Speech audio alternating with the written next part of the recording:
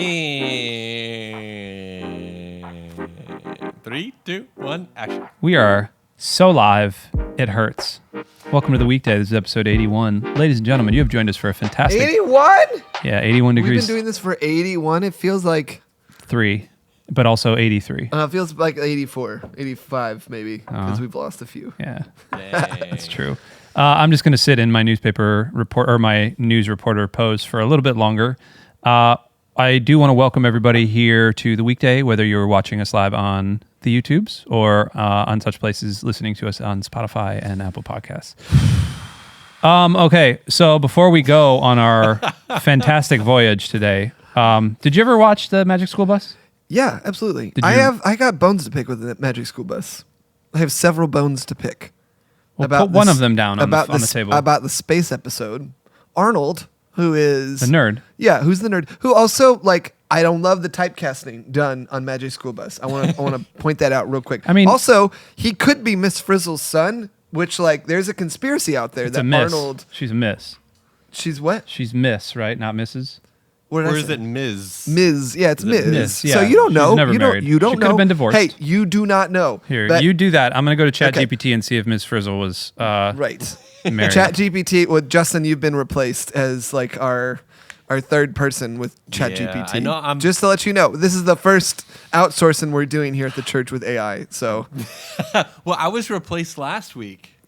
right. Well, hold on. We're going to get to that. We're going to get to that in just one moment. But Mike, continue on your thing. Yeah. Well, so on the space episode, Arnold, he's getting upset because, he's the nerdy kid. So that means he doesn't like space. I don't want to be away from my home, whatever. He's complaining literally the whole episode. Not to mention the fact that they are in a magic school bus flying around the solar system within minutes.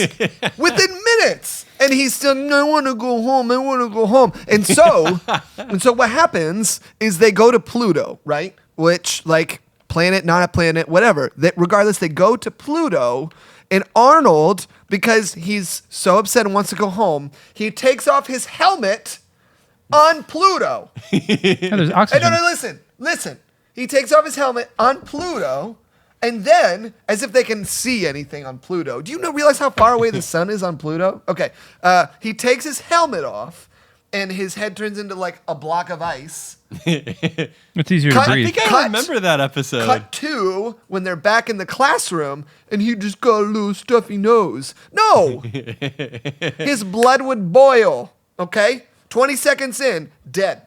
He'd be dead. I mean, the nitrogen would depressurize in his blood. That would solve the ice. It would solve the ice problem. His head would explode. It would solve the ice problem.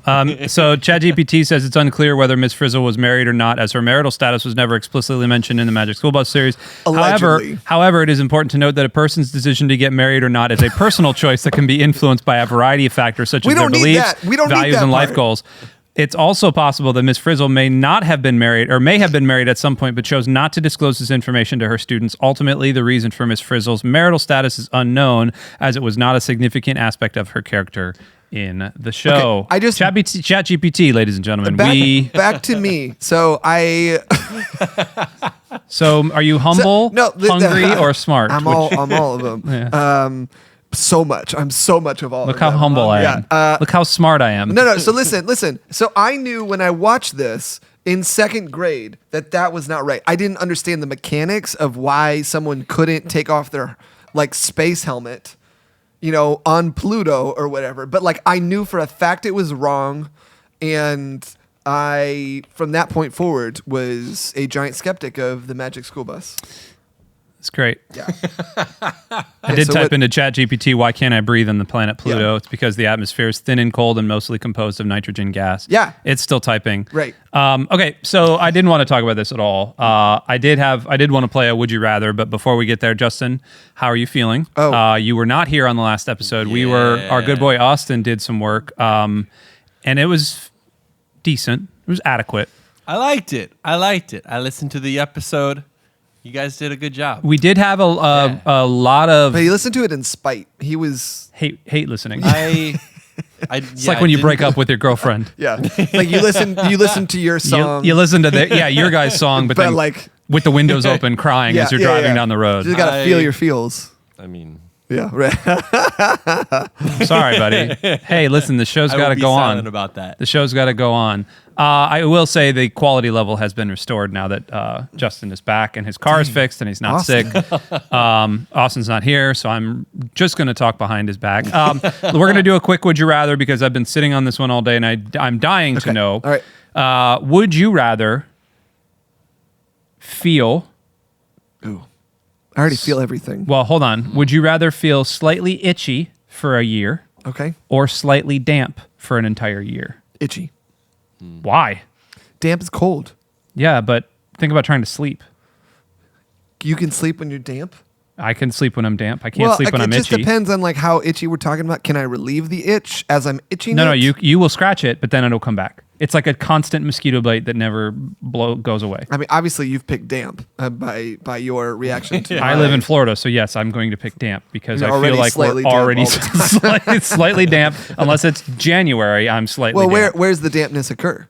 All over. This is slightly itchy all over or slightly damp all over. Slightly itchy all over. See, well, this is my problems with Would You Rather's is that they're never clearly defined. Justin, would you rather feel slightly damp or slightly itchy?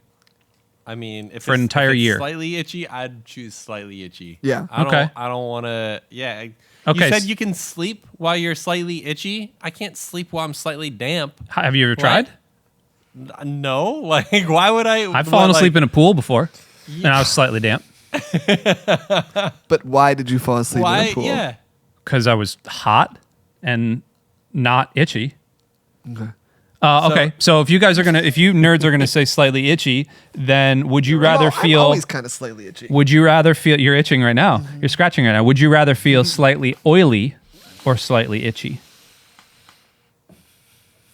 I still feel like I'm gonna go itchy because there can like when you scratch an itch, that's a good thing. You know, you can't do anything if you're oily. You know, like how do you relieve? How do you get now? Granted, if you're slightly oily, like what does that mean? What does that mean? The feeling of like you just stuck your hand well, then, in yeah, I olive guess oil. I would probably rather do that because like that's Nah. I'm sticking. I'm going itchy at that point because oily is like the worst feeling in the world to me. Yeah, Really? I'm sticking Yeah. with itchy. To me, that's a downgrade from being slightly damp.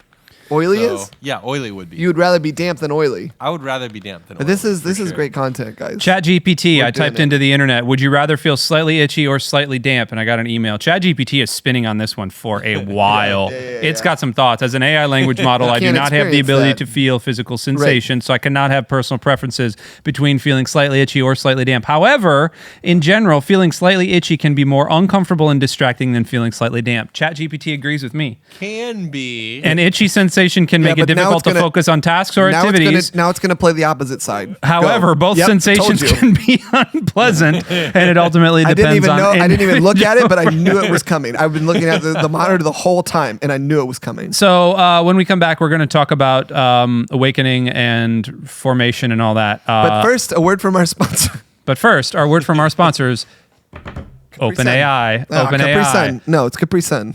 and Capri Sun. Yeah, 'cause OpenAI those- sponsors Capri those Sun. commercials slapped. They did, yes. Yeah. We'll be right back. Scene opens with kids running around and playing outside on a hot summer day. It's a hot day outside, and these kids are having a blast. Kids stop playing and gather around a table where Capri Sun drinks are being served. But when it's time for a break, nothing beats the refreshing taste of a Capri Sun. With its unique blend of fruit juice and water, Capri Sun is the perfect thirst quencher for any summer adventure. Kids take a sip of their Capri Sun drinks and let out a satisfied sound. Capri Sun is made with no artificial colors, flavors, or preservatives, so you can feel good about serving it to your family. The scene shows a mom handing Capri Sun drinks to her kids who are playing on a beach. And with its convenient pouch design, Capri Sun is easy to take with you wherever you go. Whether you're heading to the beach, the park, or just hanging out in your backyard, Capri Sun is the perfect drink for any occasion. Scene shows kids happily drinking their Capri Sun drinks. So go ahead and grab a Capri Sun today. It's the perfect way to cool off on a hot summer day. And with Capri Sun logo and tagline, Capri Sun, where fun meets fruit. Hey, we did it. High five. Where fun meets fruit. I love that line. Great. I think we've got something here. Where fun meets fruit. You want me to write a Hot Pockets one, and then we can talk about that later? Oh my gosh. ChatGPT, Hey, ladies and real quick, gentlemen. do you remember when we used to do podcast pop quiz? Yeah. Do you want to do that with ChatGPT? Well, no. Do you think that there's a podcast pop quiz for Capri Sun? Oh my gosh. Do you want to play this? Well, we have not. Later.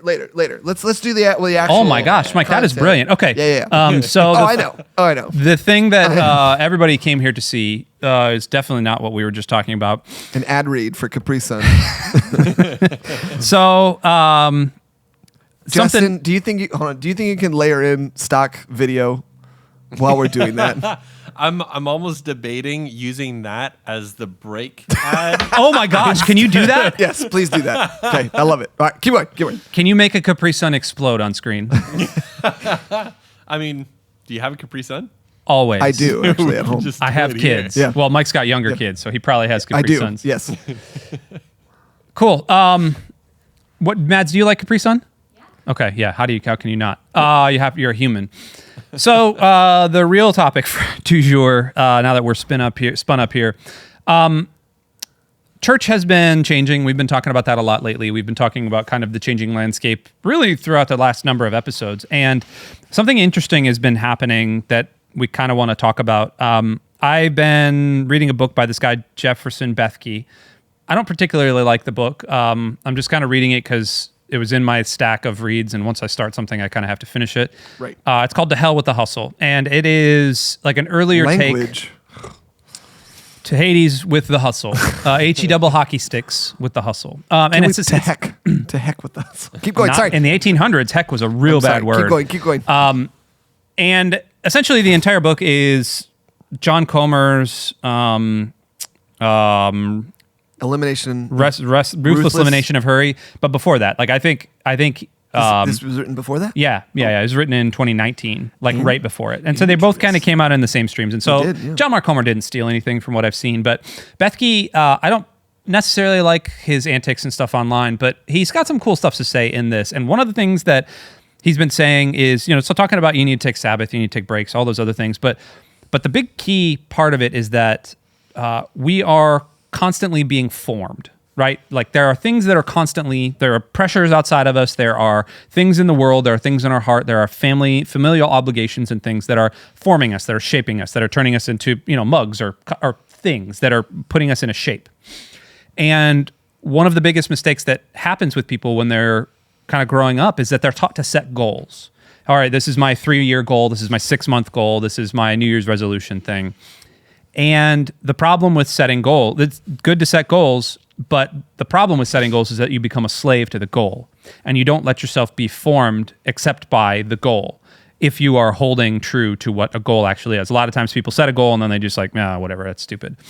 But if you're like a goal-driven person, yada, yada, yada. And so spiritual formation is not spiritual goal setting. Like the goal is never to be, well, I'm Jesus now. The goal is I'm going to be constantly be formed like Jesus. Mm-hmm. So that kind of hit me. And then last night we were in our council meeting, and Steve Tamayo, I know you're listening. Thanks for being there, bud. Steve is a wonderful person to be at this council. And he was kind of talking about some stuff, and then we started talking about the church, and then another person in the council piped up, and we were kind of talking about a lot of the good things that are happening around church. Because like Bay Hope's kind of popping off right now. It really is. Like there's a cool feeling around it. There's an atmosphere to everything that's happening. And this person said, well, it's just so cool to see people back at church, right? I mean, our numbers are up across the board. Online numbers are up. They've kind of stayed the same, but they're up overall year over year. And in-person numbers are going up. Children's numbers are going up. Mm-hmm. Your wife works with Kristen. You know her. I do. Her numbers are up. Like everybody's numbers are up, and that's great. That means people are coming back to church. This is typically what happens around this time of year anyway.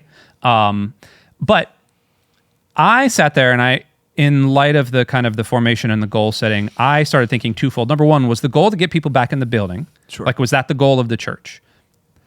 Some may argue yes, some may argue no. I don't think we're going to have that discussion today because I think that can go different ways. And I think that I don't necessarily know that that's arbitrarily good for the church. But the other part of it was all of these people are showing up. How are we forming them? Like, how are we influencing what God has given us to form them spiritually. And then Mike and I were talking about it, I think this morning, and then the bigger topic arose of, okay, we have a culture now of people that have no clue what the church is, that grew up on fire and brimstone, like the church is a bunch of televangelist people that are trying to steal my money, that are doing all these things. Then you go on TikTok, and two of the things that are constantly popping up on my TikTok are two guys doing live videos. They're pretty much the same guy. There's different iterations, but there's one guy who has behind him on some sign or some like overlay that says, "Jesus is God, prove me wrong." And then he's bringing people, it's a great idea, but then he's bringing people on live and they're debating about the existence of Jesus and all these other things. And then vice versa. And the stronger case that's being made is there is no God, prove me wrong.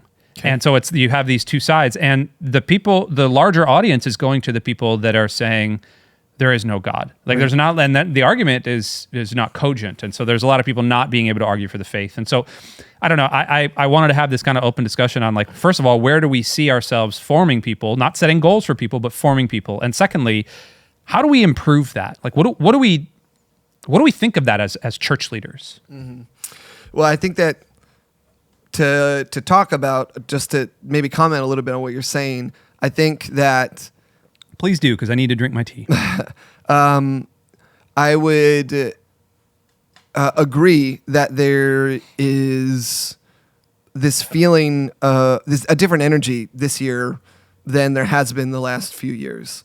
To Bayhope or to church in general? I can't speak to other churches, but to this church specifically, it has felt more alive. It is, and that I don't think it's just because of a people thing, or just because of a numbers thing. I just think in general, we didn't realize how much COVID had really sucked the life out of things. How much it had like thrown sticks into like our spokes, essentially. How much energy we needed to restart back up everything. And so I think that we are finally now to the point, like January hit, and we are finally back to the point. It's like, okay, we're starting to get this thing back up again. It took us 3 years, man. Like literally, it took us 3 years. We shut it down, and then it felt like the last 2 years we've been playing like shadow church a little bit, or just like 50%, not just capacity or whatever, but like even as a church, 50, 60, 70%, it doesn't feel like we've been able to actually be who we are. Well, okay, let me stop right there because I'm the captain now. So that's good. Let's talk about that in terms of formation, not necessarily spiritual formation, but in terms of goals versus we are being formed. Well, so this is what I wanted to say though, real quick, is I think in general what you're talking about is like a really good thing for us to understand. However, if we don't have actual people in our community, if we don't have people a part of Bayhope Church, whether it be through online, whether it be through West Chase or Lakeshore, the Harbor, student ministry, kids ministry, whatever, if we don't have people, we can't help with their formation at all. So like we do need people. Not that this is about numbers, not this is about like, oh, it's just really great to see people back or whatever. Like I think there's just as many new people here as there are people, quote unquote, back, whatever the heck that means. I agree. And so I think out of, and so I think what you're saying is like a really good thing for us to keep in the back of our mind, that like we are not after a specific goal. We are after a way of life. We are not after like a specific, like a model necessarily. Like we're not assimilating people into be like a specific person. We are trying to help people along, like cultivate a way of life for people that will continually like have a sustainability to it to make them resemble the person of Jesus a little more. And I think that that's really hard for us to understand because Us as a church or us as a people in as general? a people in general, because like there is a lot of nuance to that, and our culture is not set up for nuance. What do you mean? At all? What do you mean?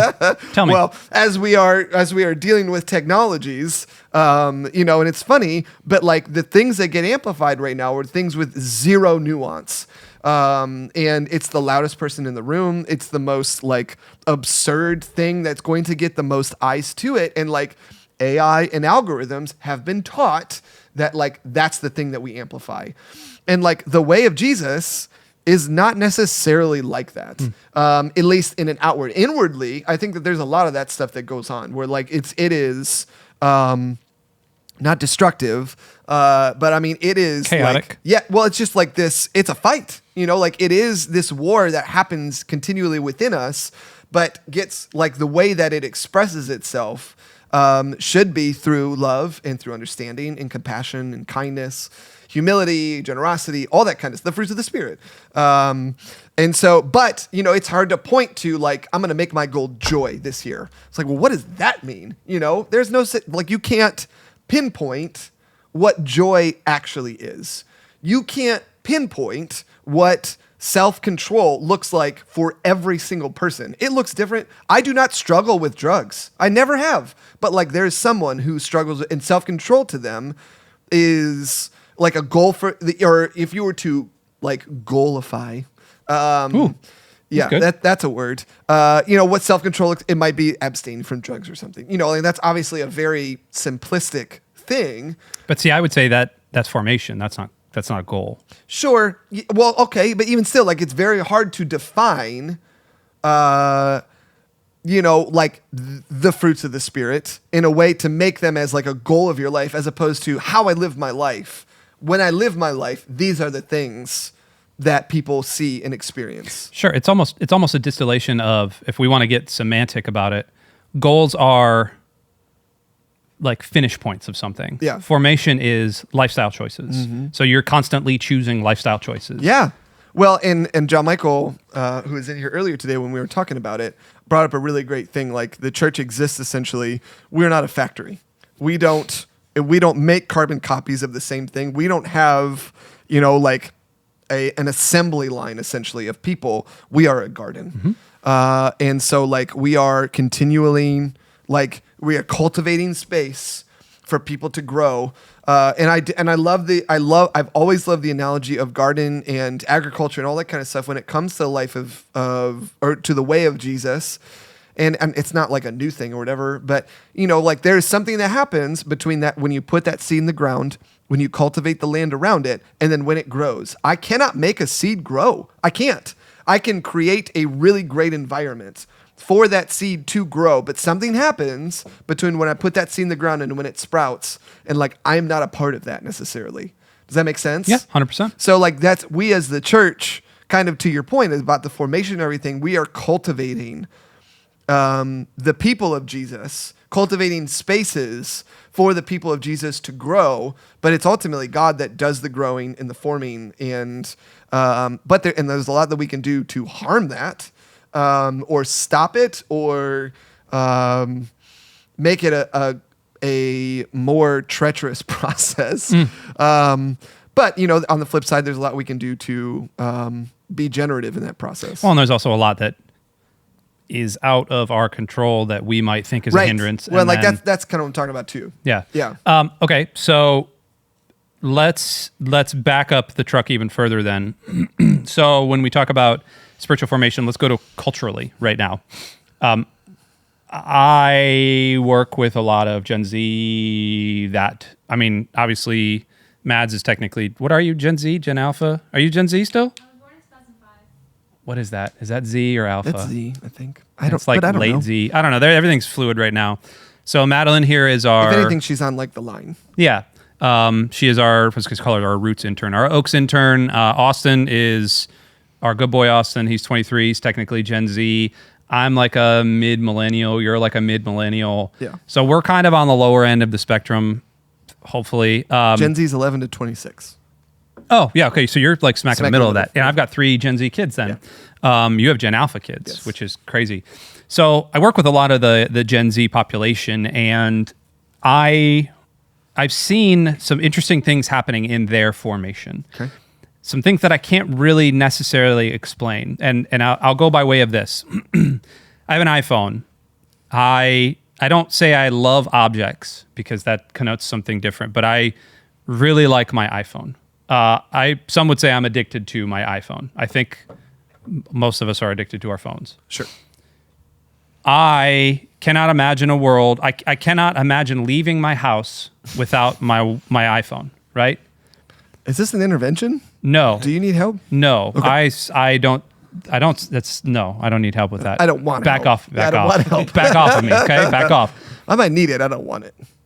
My children, and even Mads might do this, and I know Austin does this sometimes. They'll just leave their phones at home and just leave. And No, I don't know if that's a generational thing. Keep going. I think it's a generational thing because there's this almost apathy to what this device can do. There's almost an apathy to, because like I remember when I didn't have that. Mm-hmm. I remember what life was like when I didn't have all of the answers in my pocket. Okay. I remember what life was like when I couldn't just contact whomever I wanted to. And I'm not that popular. Well, because you're old.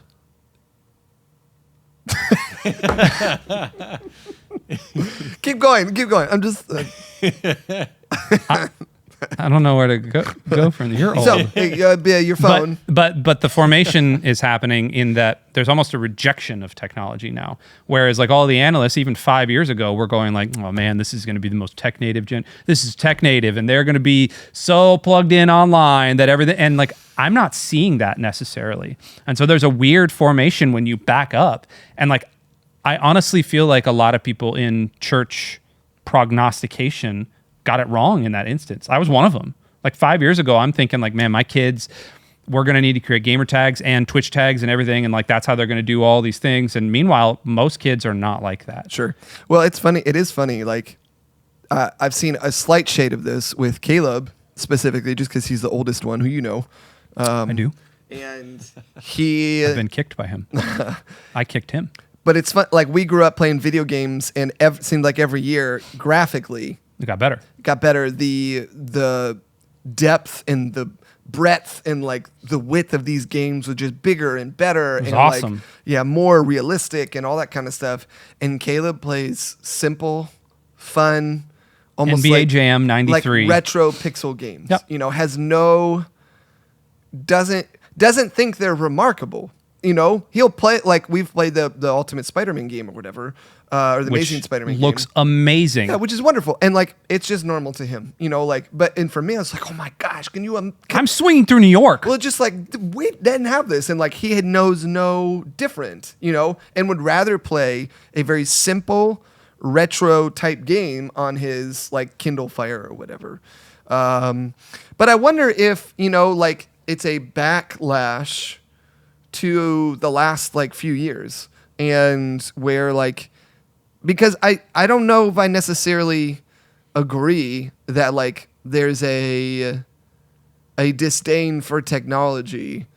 I do think that there's probably something to the idea that like they've grown up with it, and so like don't understand what it's like to not have it. That's what I'm saying. That's the formation part. I'm not saying there's a disdain or anything. I think it's just one of those like it's a known quantity. Right. It's gotten like, so normalized that like, who cares? I mean, how many times, and I don't mean this disparagingly, but how many times would you leave the house without your shoes? Well, I might be different than some people. You understand I'm the middle child. Fair enough. But you know what I mean? Like when you become so used to something, you just kind of like, it's not a habit. It's not a thing. It's just like, well, that's there. You know, like I'm just going to leave the dishes in the sink type thing. Mm-hmm. Not out of laziness, just like I just didn't even think of it. Yeah. Like that's the formation that I'm seeing. And so like where I'm going with this in the church space is like, I think it's great to have a bunch of people in the building. Don't get me wrong. I think it's great to have a bunch of people online. I think we need those community spaces. Like that's part of that's like one of the big pillars of what we do as a church. You can't help form people if you don't have people. Right, exactly. But like, what's the next step there? Because like I preached on Sunday, and the one part that I kept getting stuck on as I was writing the message was, I don't want to just tell people like, well, you got to keep doing more and more and more, like infinitely more, infinitely more, infinitely more. And so I put in there specifically a line about, hey, the second you say yes to Jesus, That's just the beginning, because that's like a miracle in and of itself, that you are now saved forever and ever and ever. And now you get the chance to. You're not commanded to. You get the chance to go do other stuff. And like, that's up to you. Like, what are we doing as a church about that? You know, what are we doing as a church about pulling people into that formation space? Yeah. Is it just a Wednesday night programming? Well, I think in some way it needs to like internalize. So what's really cool about the practicing the way stuff is it internalizes a way of life, rather than giving people the rule of life. Yeah, rather than just giving people a step-by-step process, there is some space for, you know, like how you internalize it and then how it expresses itself outwardly, which I think is like a really great way to do that. You and I are very similar, but we're also very different. And so we experience life very differently. But I think if you were to look at some of these tenets of the practicing the way, nobody would disagree that like prayer is a bad thing. And like, if I am to become more, to look more like Jesus, or to be formed into more of like the image that God has created me to be, it's probably going to involve prayer in some way, shape, or form. Same with like resting. If I'm just like a nervous, anxiety-ridden Tasmanian devil, just like chaotically spinning my way through life, Guilty. it is, if I would imagine that if I were to look more the way that God has created me to be a reflection of who He is, God rested. So that means that I, in some way, shape, or form, need to also rest. But it's hard to. You can give people examples, but you can't say you have to do this, because then that's just legalism. You know, like a goal setting can become legalism, like when it's like misinterpreted. You put the cart before the horse. Very similar to like the Life of the Beloved that like I'm rereading right now. But basically Jesus, God loves us, and out of that, we are to be the people that God has created us to be. Not we do these things to be the people that God created us to be. You know, that's completely backwards. And I think that's kind of what you're getting at, right? That's exactly it. Yeah. Justin, when we talk about spiritual formation, what's the first thing that pops, or formation in general over goal setting? What's the thing that pops into your head? I feel like the thing that pops $5. into my... What? Sorry? Nothing. It's a joke that Austin and I have. Anytime somebody clears their throat into the microphone, it costs them $5 into the swear jar. You know for a fact I don't have I'd be $5 to broke. give you. $5. Especially because we filmed this after lunch. And you had cheese. Yeah. And you had cheese for breakfast too. You had that cheese pastry. I did. Yeah, I You're know right. you did. I forgot. I know. About So you're that. like double cheese. Are you having had a cheese for lot of dinner tonight cheese. too, buddy?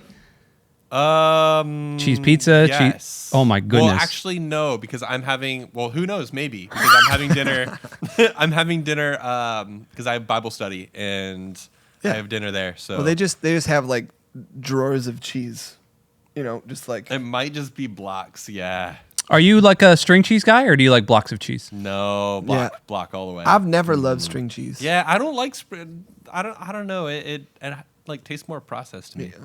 Well, it is. Yeah. I don't You know guys if are do that. crazy. You know what's crazy?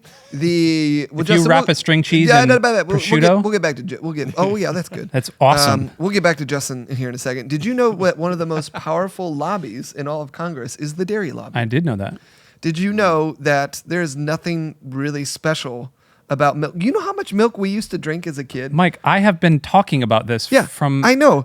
It is fascinating to me that our parents, mostly our mom, you know her, has like hook, line, and sinker just totally dove into the deep end with like, our kids need to drink as much milk as possible. That's why I have this twitch. Yeah. This nervous twitch. That's why I'm bald. I've been shouting this from the rooftops for years. That's why I went and did that paleo stuff like 10 or 15 years ago. I know. It's just fascinating to me. Yeah. But a little bit of cheese every now and then. Well, yeah, it's fine, but like maybe not a gallon a day. We were thing. downing a gallon of milk a day between 3 kids, and mom then would complain that milk is so expensive. milk's so expensive, and I don't know why. It's this summertime, and save your cup. And so we'd have to save the cup, and then she'd make Kool-Aid. We'd have 2 glasses of milk for dinner. Yeah. How? I have not drank it. I We were not chubby. I mean, I was. You were not chubby. I had a little heft. You did not. A little extra. Hey. Hey, come on. You're being formed into a beautiful man. Beautiful young man. Hey. Don't let the world get you down, buddy. Call BetterHelp, one of our sponsors today. Just suck down a Capri Sun when you get some. Anyways, what did you ask, Justin? Oh, spiritual formation. wrapping up here? Sorry, buddy. I didn't mean that. I was getting I forgot the serious. question. Yeah, it's okay. Spiritual formation or being formed over goal setting. What's the thing that comes to mind for you? Oh, are you talking about with the church spiritual Are you formation? talking about? I'm talking personally and with the church. Oh, okay. Ooh, those are 2 different things then. Okay, we'll do the easy one first. Well, I feel like with the church, it's pretty simple. I know that a lot of times it's a lot of times I feel like churches will, think okay, all this stuff is changing, new technology and everything. What is the next step to do to keep up? What do we have to do to stay relevant, sort of thing? I feel like that a lot of times that can be the wrong way to think about it. Not that we should ever become complacent, but that there really has only ever been one step, which is just, to connect people to a life-changing relationship with Jesus. And as long as we do that, then everything else just kind of goes, whether it be, should, if the question, there shouldn't really, I don't think be a question of, should we start an online campus? The question should be, does that help connect people to a life-changing relationship with Jesus? Correct. If that's yes, correct. Then yes, then there should be an online campus. I feel like that's the lens that should be viewed 100% for every I guess quote unquote step. That's a really cool way of looking at that, dude. I know there's been a lot of words spilled about a whole lot of topics at a church, but if we could have just that filter through everything. Well, yeah, it starts with a mission. If it doesn't fit in the mission, then what are we doing it for? Mm-hmm. Yeah. Keep going, buddy. I'm sorry just I cut you off. your life is. I was just giving you all of the plaudits for being brilliant there. Also, I was letting Austin walk behind you. Yeah. Oh, hey. Yeah, he's over there. I don't know if you can see him. There he is. Yeah. Hey. Visual gags work real well in an audio podcast medium. Anything else to add to that? Well, as far as personal, I mean, I feel like that could, now that I think about it, I feel like it could be viewed through the same lens. Heck yeah, it could. Heckin' A. It is what you're doing, connecting people or helping to connect people to a life-changing relationship with Jesus, or is it getting in the way of that? And because I feel like more often than not, it's one of those 2 things, and that doesn't mean that is me eating connecting people to a life-changing relationship with Jesus? No, but eventually it'll help you, survive, and then eventually you can connect people. So that that's one thing. But I feel like looking at it through the same lens, probably. I agree. I just got done. I have a new mantra. The power of mantras in your life. There's a. I just got the secret. The secret. Don't tell anybody on the internet. You materialized it. Yeah, but my new mantra for this entire year has been a series of things, and my filter has been I expand in God's love, God's abundant provision, and God's success, and I inspire others to do the same. And that's been my filter for everything this year. And so far, it's been pretty cool. And if it doesn't align to that, whatever that part of God's love, God's abundant provision, or God's success, and you can fit a lot of things into those categories, but there's some things you can't fit into those categories. Sure. And then you just check it out. Quick note. I like that. It's a little long for a mantra. You're a little long for a mantra. Also, it's not your mantra, so shut up. No, I'm just saying. Mantras are normally, I'm not Buddhist, Mike. Hey, you use the word mantra. You want to use that for a your mantra life is mission. a mantra is just the saying that you repeat to yourself over and over and over. And so every morning in my prayer time, I open with, "Hey Siri, what's a mantra?" Yeah, we're gonna ask all the AI people.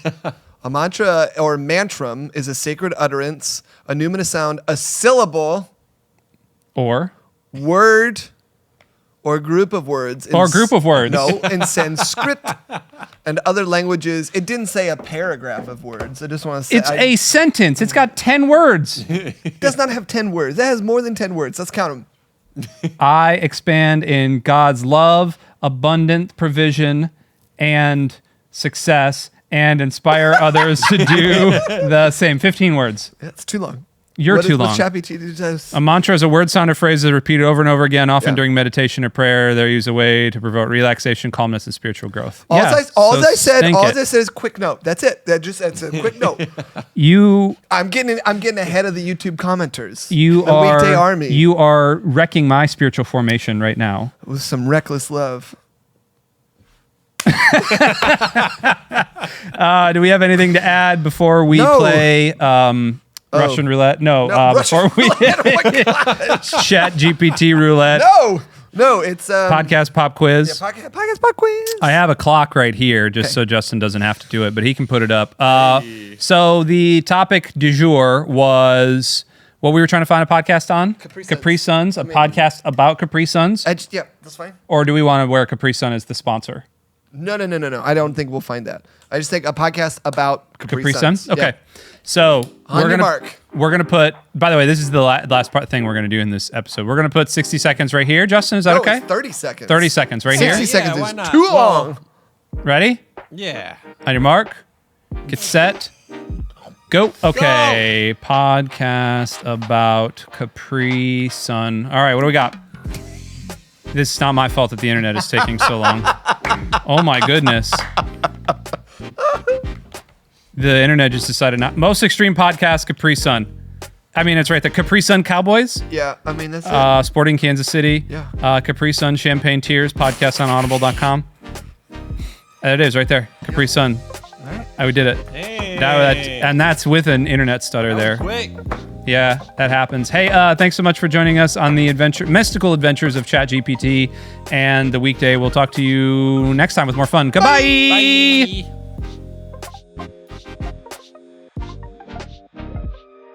Hey, thanks for tuning in to Bay Hope TV. Be sure to like and share these videos with your friends, as it really does help this channel out. And be sure to subscribe for more Bay Hope TV content. As always, thanks for watching.